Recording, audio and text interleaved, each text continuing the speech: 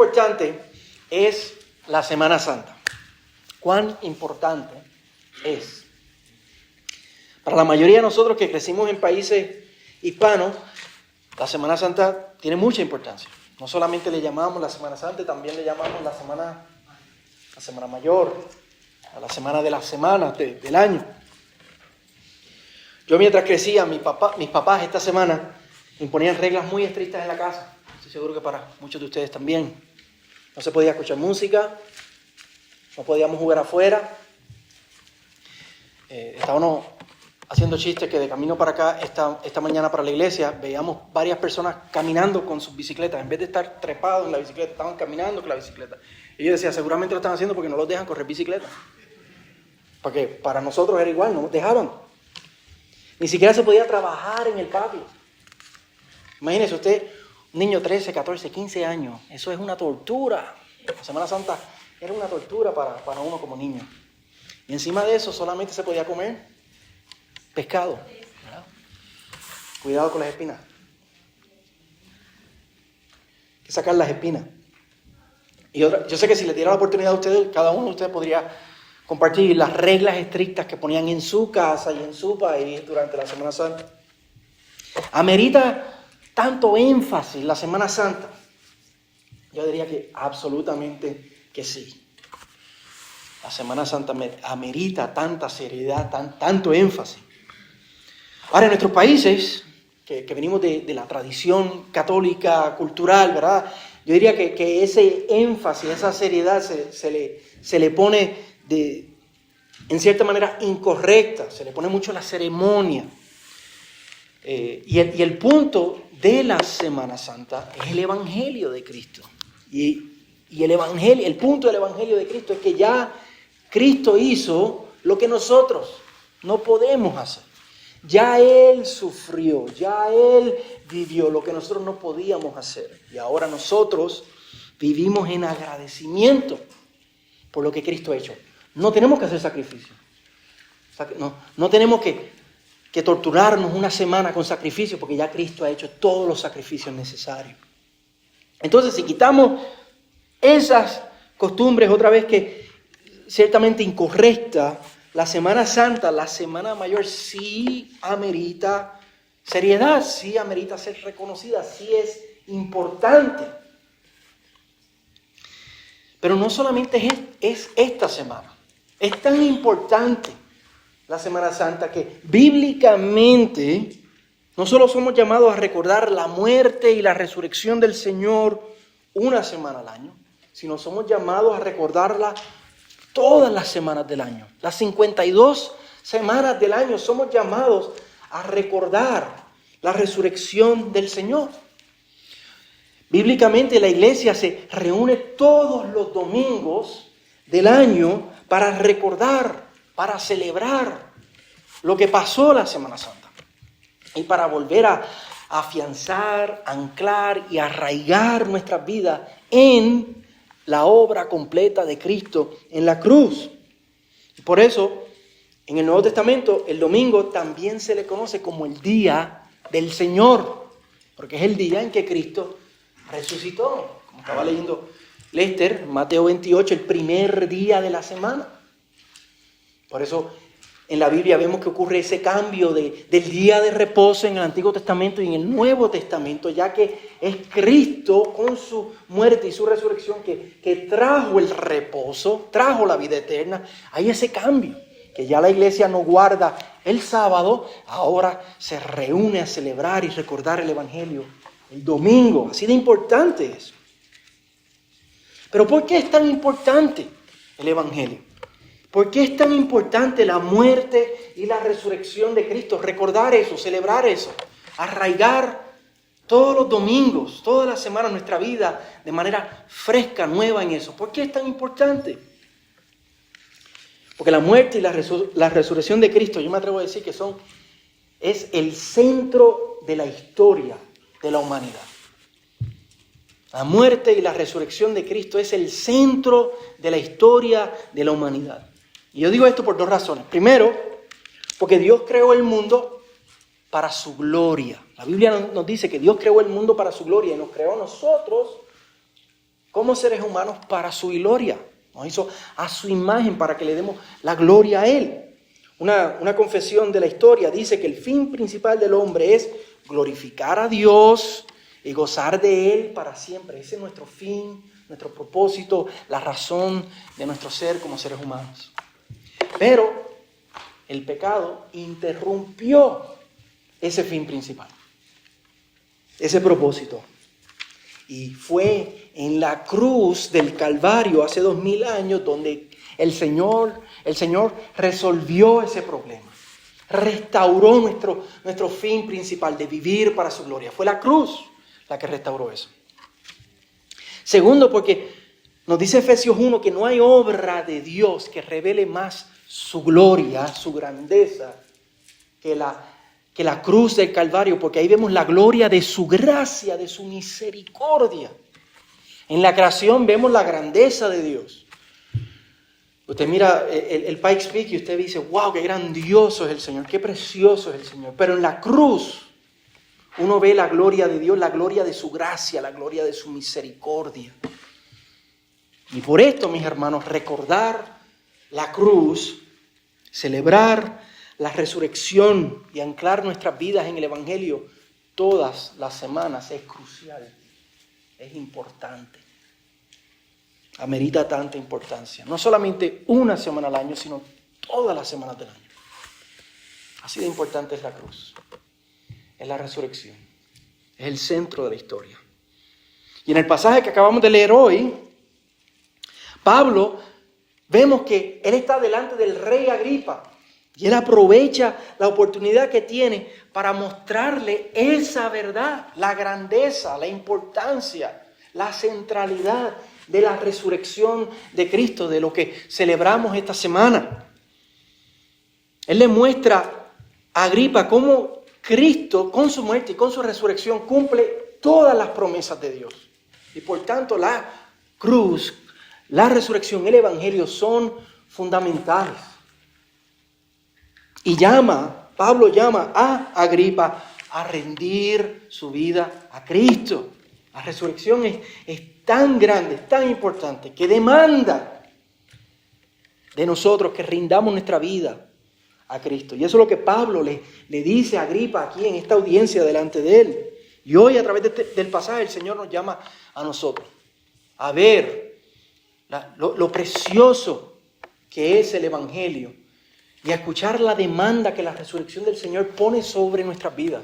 Y es rendir nuestra vida al Cristo resucitado. Ya casi estamos al final del libro de los Hechos. Los que nos están visitando, hemos estado predicando a través del libro de los Hechos y por eso decimos que ya estamos casi al final. Y estos últimos capítulos hemos visto a Pablo luego de que él llega a Jerusalén, al final de su tercer viaje misionero.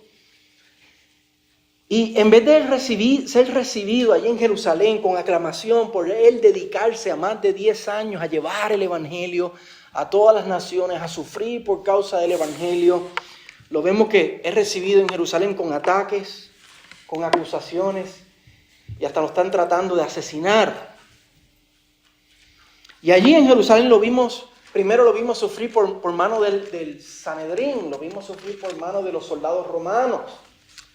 Después fue llevado a Cesarea para ser juzgado por las autoridades romanas, pero allí también es maltratado. Vimos cómo Félix trata de sacarle ganancia, trata de sacarle dinero, es tratado con injusticia. Y encima de eso lo deja 2 años. Félix lo deja encarcelado por 2 años. Vimos la semana pasada que pasan esos 2 años y Félix es reemplazado por Festo. Ahora hay un nuevo gobernador que se llama Festo y la semana pasada estábamos viendo que él también trata a Pablo con injusticia. Quiere entregarlo a los judíos para ganarse el favor. Él es el gobernador nuevo y quiere ganarse el favor de los judíos y quiere entregar a Pablo a ellos para ganarse el favor de los judíos. Más injusticia. Y por eso tuvo que terminar apelando a César. La semana pasada describíamos que Pablo era como esa bola de acero dentro de una máquina de pinball dando cantazos por todos lados, por las manos de los soldados romanos, del Sanedrín, de Roma, de Félix, de Festo. sin control de su vida. Pero cómo él resiste como una bola de acero, cómo él resiste, porque el Señor, ha puesto su fe en el Dios soberano del cielo. Pues aquí en el capítulo 26 tenemos un personaje principal nuevo y es el rey Agripa. Aunque él tenía el título de rey, técnicamente él era un rey cliente. El rey como tal era César. Él era un rey cliente, bajo Roma él tenía poderes limitados. Eran poderes relacionados a las tradiciones y la cultura de los judíos. Podemos pensar, yo estaba tratando de pensar algo similar a lo que fuera el rey Agripa hoy día, y podemos pensar, por ejemplo, en el gobernador de Puerto Rico. Se llama gobernador de Puerto Rico y tiene cierta autoridad, pero en realidad Puerto Rico es un territorio de los Estados Unidos. Y quien manda en Puerto Rico, más que el gobernador, es el presidente, son los Estados Unidos que son los que han colonizado el territorio de Puerto Rico. Algo así es el rey Agripa. Vimos la semana pasada que él no es nada bueno, él viene de un linaje de maldad. Su papá persiguió cristianos en el capítulo de Hechos, su tío abuelo fue el que le cortó la cabeza a Juan el Bautista, su bisabuelo fue el que mandó a matar a los bebés cuando nació el Señor Jesús en Belén. Viene de un linaje de maldad. Y decíamos también que posiblemente él está con su hermana que se llama Berenice, pero dicen los historiadores que posiblemente más que su hermana era su amante. Un hombre malo. En el versículo 13 del capítulo 25, Agripa llega a Cesarea. Y él llega porque ahora Festo es el nuevo gobernador y Agripa llega para felicitarlo. ¿Verdad? Según el versículo 26 del capítulo 25, Festo consulta con Agripa. ¿Por qué? Porque Festo no sabe nada de los judíos. Festo es un romano, es un pagano, él no sabe nada de los judíos. Entonces llega el rey Agripa y Festo consulta con él porque Agripa es especialista en cuestiones de las tradiciones judías.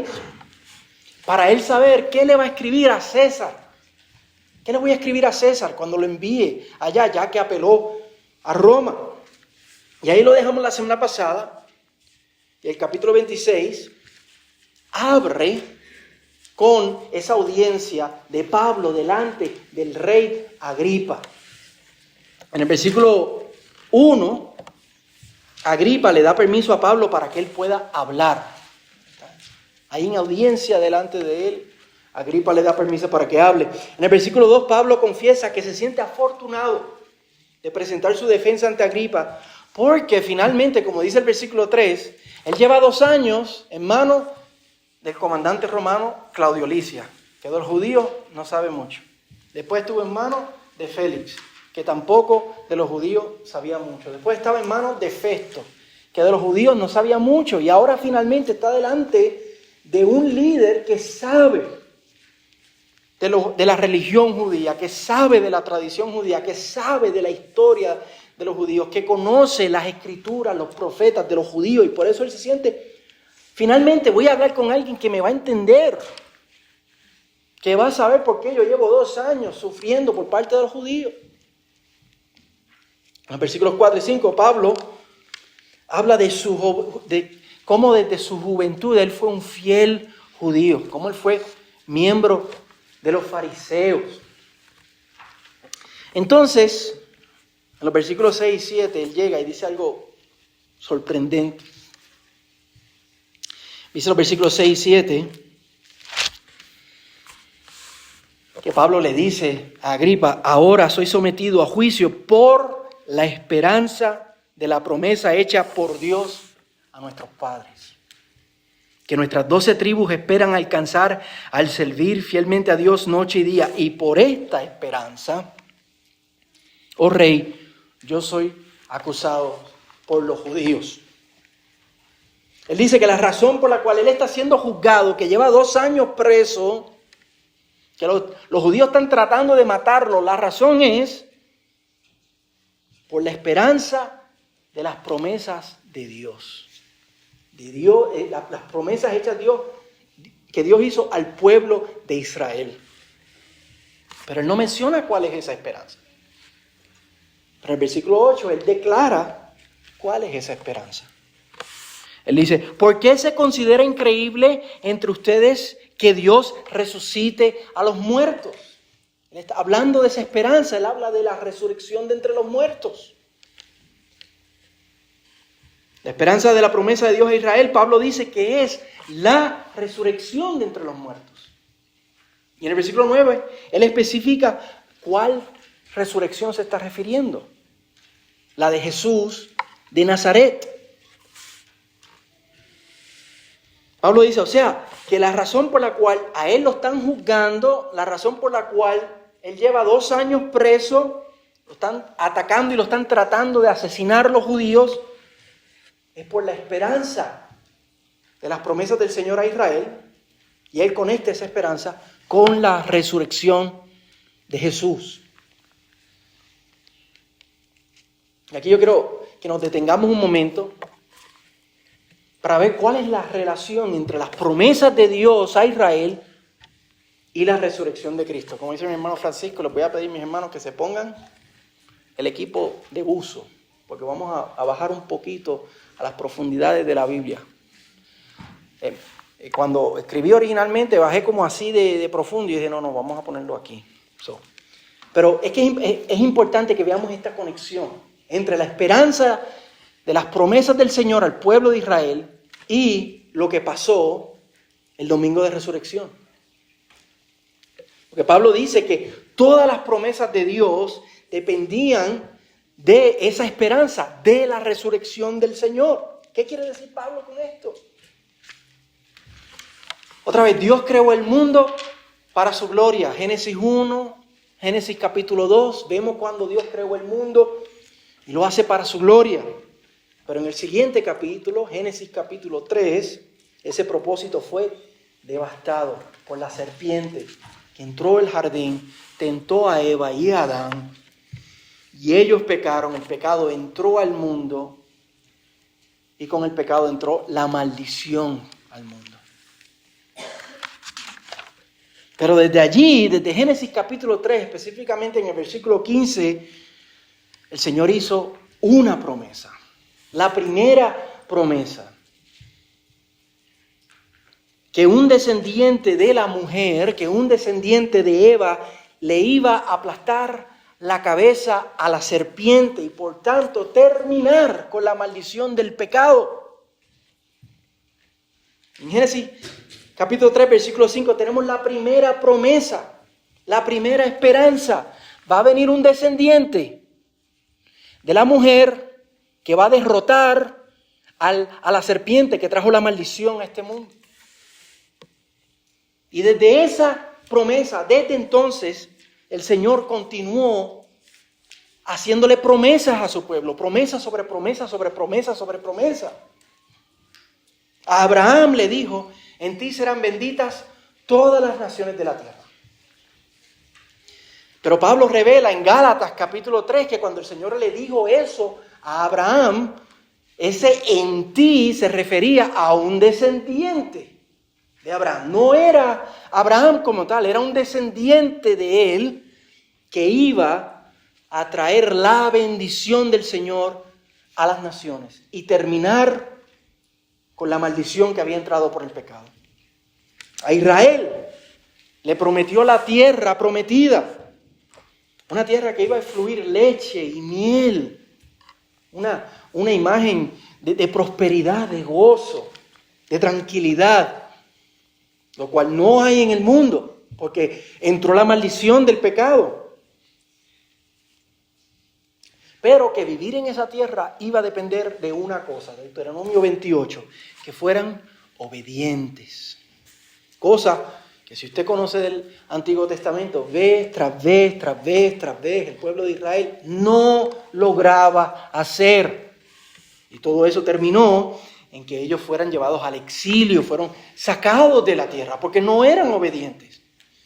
¿Cuál israelita finalmente sería el obediente que iba a heredar esa tierra? ¿Dónde está? A David le prometió un descendiente suyo que se iba a sentar como rey en el trono y reinar para siempre sobre su pueblo como un rey bueno, bondadoso, generoso. Pero todos los descendientes, todos los reyes descendientes después de David, incluyendo a David mismo, fueron malos, fueron desobedientes. ¿Cuándo finalmente vendría el rey obediente? ¿Dónde está? Y así todos los profetas profetizaron de que iba a venir un Mesías, un Salvador, que iba a liberar a su pueblo, no solo de las consecuencias del pecado, sino del pecado mismo. Y el pueblo de Dios en el Antiguo Testamento, generación tras generación tras generación, poniendo su esperanza, poniendo su fe en las promesas del Señor y esperando, y esperando, y esperando. Pero todas esas promesas, esa hermosa esperanza dependía de una cosa: de un descendiente de la mujer que fuera obediente para aplastarle la cabeza a la serpiente. De un descendiente de Abraham que fuera obediente para traer la bendición del Señor a las naciones. De un israelita que fuera obediente y fiel y pudiera permanecer en esa tierra donde fluye leche y fluye miel. De un descendiente de David que fuera un rey obediente para reinar sobre su pueblo. ¿Dónde está? ¿Dónde está? Y entonces, y como dice Gálatas capítulo 4, versículo 4, pero cuando vino el cumplimiento del tiempo, Dios envió a su Hijo, nacido de mujer y nacido bajo la ley. Y con su vida Cristo vivió obedientemente. Fue fiel donde Adán falló. Fue fiel donde Abraham falló, donde Moisés falló, donde Israel falló, donde David falló y donde todos los reyes después de David fallaron. Jesús fue fiel, fue obediente. Y luego fue a la cruz y pagó la penalidad, pagó la condena de todo ese pueblo de Dios que estaba esperando las promesas del Señor. Esperando las promesas del Señor, pero pecando también, y la paga del pecado es muerte. Pero Él fue a la cruz y recibió la condena de todo su pueblo que estaba esperando en Él. Como dice 2 Corintios 5:21, al que no conoció pecado, lo hizo pecado por nosotros para que fuéramos justicia de Dios en Él. Y un día, como el viernes pasado, solo que unos 2000 años atrás, Cristo murió en la cruz y recibió la paga de nuestro pecado, no de su pecado, sino del pecado de su pueblo. Ahora, hasta ese momento, hasta la cruz, y podríamos decir que el sábado también, ¿verdad? Viernes Santo, sábado de gloria, no había prueba de que Jesús lo había logrado. No había una prueba contundente de que Él era el Mesías prometido. Sí, habían señales, los milagros que había hecho, había muchas señales, pero no había una prueba contundente de que este fue el que vino a aplastarle la cabeza a la serpiente y terminar con la maldición. Pero el domingo de resurrección, como ya cantamos, como leímos en Mateo 28, Cristo resucitó. El primer día de la semana, Cristo resucitó y venció a la muerte. Venció a esa maldición que había entrado al mundo miles de años atrás. 1 Corintios 15, 22 dice que a través de Adán la maldición entró al mundo. A través de un hombre. Pero a través de un hombre también, por medio de la resurrección de Cristo, entró la bendición de Dios al mundo. Así que todas las promesas de Dios Toda esa esperanza del pueblo de Dios dependía de una cosa: de que Cristo resucitara entre los muertos. Y Cristo ciertamente resucitó. Amén. Cristo resucitó. No se quedó muerto. Lo que significa que todas las promesas, toda la esperanza del pueblo de Dios son una realidad. Y por eso es que Pablo, delante de Agripa, le dice: yo estoy siendo juzgado por la esperanza del pueblo de Dios. Yo estoy siendo juzgado por la esperanza de las promesas del pueblo de Dios. ¿Cuál esperanza?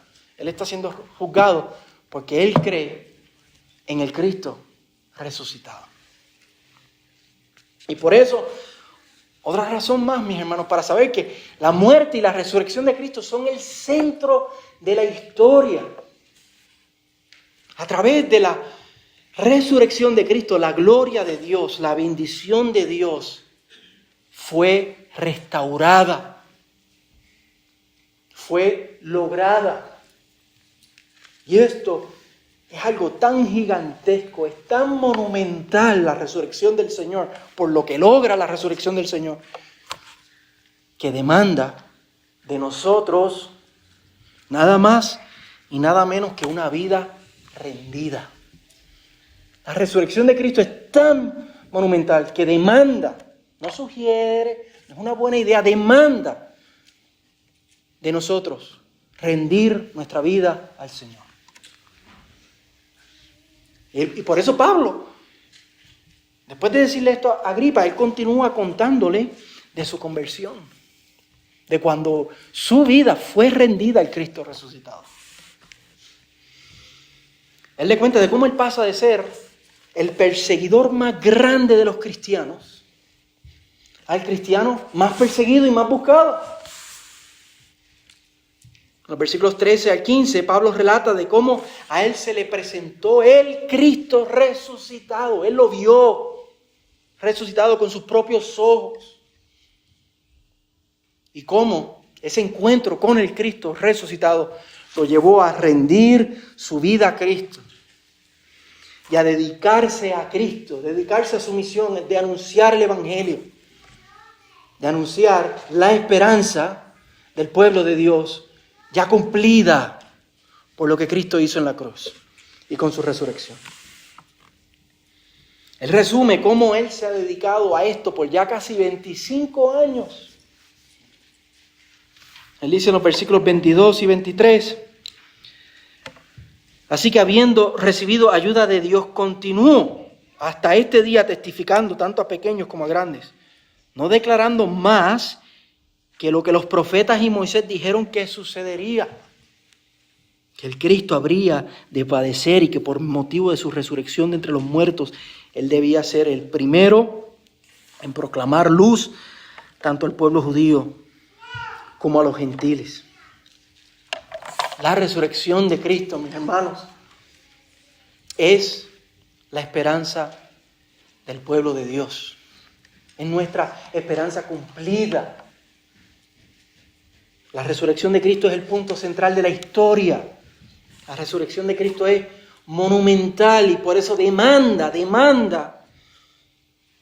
nosotros rendirnos a Él. Y por eso Pablo rinde su vida a Cristo. Él se gasta por 25 años, lo hemos visto en nuestra travesía a través de los hechos, de cómo Él se gasta por el Cristo resucitado. Como dice Filipenses 3, Pablo dice, yo estimo como pérdida todas las cosas en vista del incomparable valor de conocer a Cristo Jesús mi Señor. Por Él lo he perdido todo y lo considero como basura a fin de ganar a Cristo. Y Pablo le presenta su vida, su testimonio, como ejemplo a Agripa. Como un ejemplo de lo que la resurrección de Cristo demanda de su pueblo. Lo que demanda de una persona. Y demanda nada más y nada menos que rendición total al Cristo resucitado. Pero la triste realidad es que no todos responden a esa demanda que hace la resurrección. No todos responden como la resurrección merece. No todos tienen ojos para ver la gloria de la resurrección. No todos tienen oídos para oír las glorias de la cruz. No todos tienen un corazón para sentir el peso de la gloria de la resurrección. En nuestro pasaje, el primer ejemplo de eso es Festo. En el versículo 24 nos dice que mientras Pablo decía estas palabras en su defensa, Festo dijo a gran voz: Pablo, estás loco. Tu mucho saber te está haciendo perder la cabeza. Pero Pablo le responde en el versículo 25 que no es locura. Él está hablando del centro de la historia. Él está hablando de lo más fundamental, de lo más monumental, de lo más grandioso, de lo más importante. Por eso le dice, yo te estoy hablando palabras de verdad. Y luego Pablo se vuelve al rey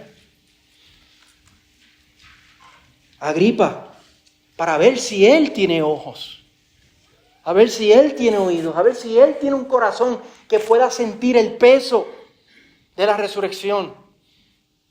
A ver si él va a responder como la resurrección amerita y demanda y es digna. Versículo 27, Pablo le dice: Rey Agripa, ¿cree usted en los profetas? En todas esas promesas que resumimos cuando nos pusimos el tanque para... ¿Cree usted en las promesas? Yo sé que cree. Yo sé que cree. Pablo está apelando a él, a rendir su vida a Cristo. Y Agripa le responde que un poco más, un poquito más, y se hace cristiano. Reina Valera dice: por poco me persuades a hacerme cristiano. Qué triste, mis hermanos, qué triste que Agripa se acerca a solo pulgadas de ver el centro de la historia, la razón fundamental de la resurrección. Él llega solamente a pulgadas. Pero no se trata de cuánto tú te acercas o no. La resurrección de Cristo no amerita acercarnos. La resurrección de Cristo demanda rendirnos. Y Agripa no responde como la resurrección merece. ¿Dónde está Festo ahora mismo? Está en eterno tormento. ¿Dónde está Agripa ahora mismo, según el testimonio de la palabra del Señor? Se acercó, pero no se rindió. Su alma está en eterno tormento. ¿Y dónde está Pablo? Está gozando de la presencia del Señor en el paraíso, como el Señor le dijo al ladrón de la cruz: hoy estarás conmigo en el paraíso. ¿Por qué? Porque se rindieron como la resurrección demanda. Pablo, decepcionado por lo que le dice Agripa, dice en el versículo 29, quisiera Dios que ya fuera en poco tiempo o en mucho, no solo usted, sino también todos los que hoy me oyen, llegaran a ser tal como yo soy, rendido a Cristo. Llegaran a ser tal como yo soy, a excepción de estas cadenas.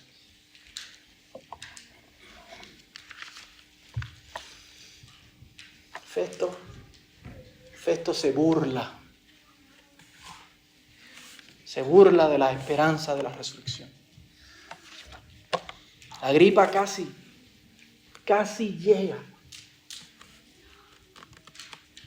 ¿Y nosotros? ¿Y nosotros, hermanos? ¿cómo vamos a responder nosotros a la demanda de la resurrección de Cristo? La resurrección de Cristo es el punto central de la historia. Es monumental, es grandiosa, mis hermanos. Y por eso demanda una vida totalmente rendida. Menos que eso, no. Demanda rendición total. Tal como vivió Pablo. ¿Cómo vas a responder tú a la resurrección de Cristo? ¿Cómo tú vas a responder? ¿Cómo voy a responder yo?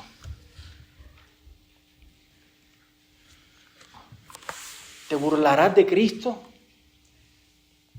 Como han hecho millones y todavía hoy millones se burlan de Cristo. ¿Te aproximarás como Agripa? ¿Llegarás cerca? Pablo le dice a Agripa, yo sé que usted cree en los profetas. Él sabía de la religión, él practicaba el judaísmo. Pero su fe no era una fe viva. Él creía, pero su fe no era una fe auténtica. No basta con ser religioso. No basta con simplemente decir yo creo en Dios a flor de labios. No basta con eso. Dios te bendiga. La Semana Santa, la Semana Mayor. No basta con eso. No basta servir al Señor a conveniencia, cuando tenga tiempo, como me parece. Solamente hay una manera de responder a la resurrección de Cristo suficiente, y es rendir nuestra vida al Señor. Negarnos a nosotros mismos, tomar nuestra cruz, seguir al Señor. Eso es lo que demanda la resurrección de nosotros todos los días de nuestra vida. No solamente una semana al año, no solamente los domingos. Es una vida rendida al Señor. Jesús dijo, el que ama su vida, la perderá. Pero el que pierda su vida por causa de mí, la ganará. De eso se trata, de perder nuestra vida, de rendirnos al Cristo resucitado. Solo hay una respuesta digna, mis hermanos, a la resurrección. Solamente una respuesta lleva a la vida eterna. Solo una respuesta te hace coheredero con Cristo. Él heredó todas las bendiciones de las promesas del Señor, porque solamente Él fue obediente y Él murió en la cruz. Y cuando nosotros ponemos nuestra fe en el Señor, somos coherederos con el heredero. Nada que heredar. No hay nada que hacer. Él dijo en la cruz, todo está hecho, tetelestai, consumado es, completado fue. Él ya lo hizo todo. Lo que demanda Él de nosotros es que nos rindamos a Él como nuestro Rey, como nuestro Señor, para creer en Él, para vivir para Él.